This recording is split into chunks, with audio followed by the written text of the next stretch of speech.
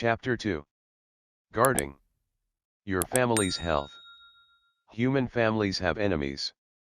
The larger ones, such as snakes and tigers, are readily detected and warded off. These are not much of a problem, except in certain areas. We have many more dangerous enemies to worry about than these, enemies far too small to be seen without the aid of a powerful microscope. These are the enemies we call germs. They are with us wherever we go, whether we live in a city or in the country. Many germs are relatively harmless to the human body, others are vicious and deadly. Most germs are exceedingly small. In fact, you would have to line up several thousand of them to make a line 1 inch long. The very smallest, known as viruses, cannot be seen even through a regular microscope.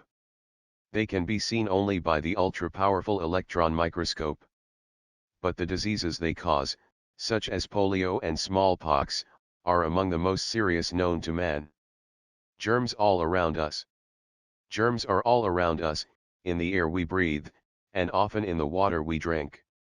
They find their way into our food, usually because of poor methods handling. Cooks and others who work around food are often responsible for contaminating food and spreading harmful diseases through whole communities. Nothing but total cleanliness should ever be allowed among those who prepare meals for your family. Most germs can grow only in warm, moist places, such as the creases in the skin, the palms of the hands, and around the rectum and genital areas. It is important of all of us to wash our hands frequently and bathe the whole body thoroughly every day. This will help to protect us from serious infections. We should also be sure to clean our teeth and gums, brushing them carefully 2 or 3 times every day, see Chapter 42. F3. 24. Guarding your family's health. Sunlight kills germs quickly. Nearly all germs die quickly when exposed to direct rays of the sun. Nothing is more powerful than sunlight in ridding the community of germs. The sensible homemaker will see to it that her house is well ventilated and thoroughly aired each day. Allow the sun's rays to fall directly on the floors in each room as often as possible. Blankets and other bedding should be frequently placed in the sunshine. Tuberculosis germs are often found in the dust of the street, mostly because of spitting or other objectionable habits. They are often brought into the house on people's feet. But they are very dangerous, especially to young children crawling around on the floor. All floors should be swept and thoroughly cleaned every day. Everyone who comes into your house brings in some germs. Most of these are not dangerous, but a few, if given the chance, may be destructive enough to cause serious illness. The traditional Eastern custom of removing one's street shoes and washing one's feet before entering a house has much to recommend it. Cleanliness is absolutely essential to health. Clean hands, clean bodies, and clean homes are the very basis of civilization.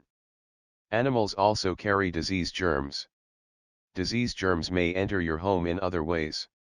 They may be carried in on the feet and bodies of domestic animals. Mice and rats sometimes spread dangerous germs, including those that cause plague and typhus. Flies are particularly dangerous, for they carry the germs of typhoid, dysentery, diarrhea and other gastrointestinal complaints. Even birds that migrate from one part of the country to another may carry germs and viruses that cause serious epidemics. Germs are a real menace to the human race. Whenever a major emergency arises, such as an earthquake or other disaster, the first thing the public health authorities are concerned about is the preservation of a good water supply and the proper disposal of sewage and other refuse. This is imperative if the community is to be kept free from epidemic diseases. The same concerns affect our ordinary ways of life. We ourselves are each responsible for our own health. Disposing of waste materials. Proper disposal of body wastes is one of the first laws of health.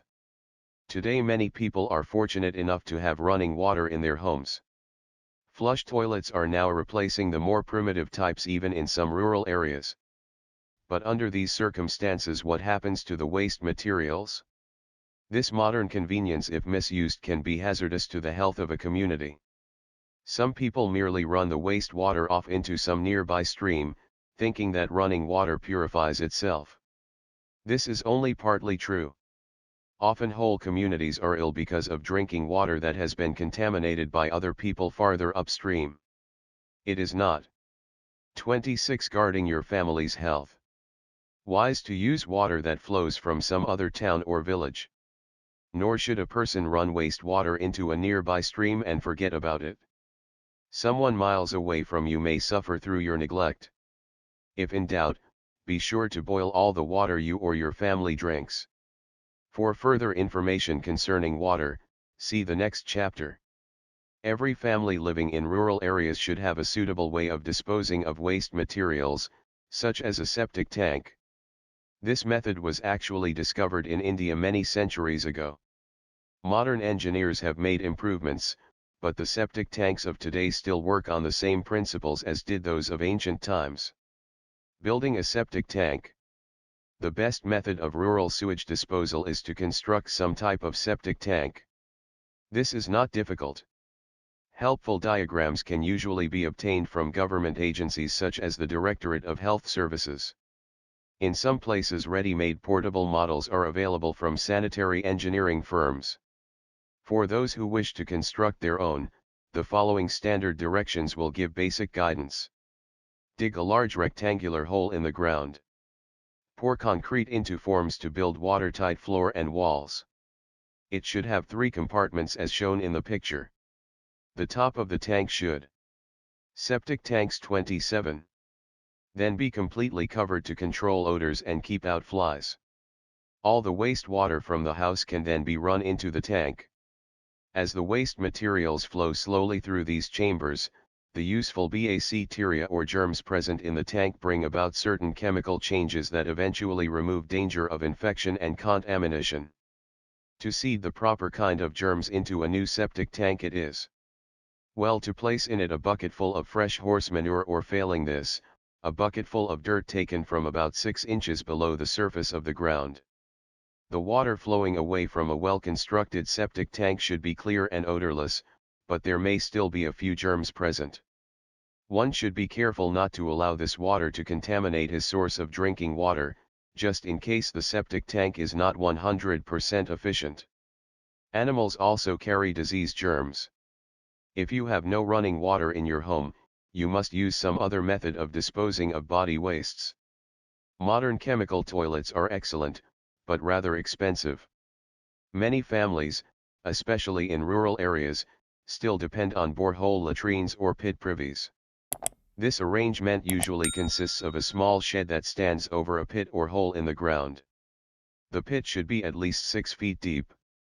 It should be located at least 75 feet away from any wells or sources of drinking water. The privy or outhouse should be well ventilated and carefully screened so as to prevent the entrance of flies. The squat plate. 28. Guarding your family's health. Over the pit should have a removable cover to keep out flies. Every few days the waste materials should be covered with chloride of lime to keep down odors and reduce the number of flies. Never permit people or animals to contaminate the ground around your home. Your children would be endangered. Clean living is the first and most important step in the prevention of disease. When this principle is followed, the health and vitality of the family and of the nation improves. Each family must protect itself against disease. We should see to it that our neighbors also understand the importance of clean living, so that all our homes will be safe and happy places.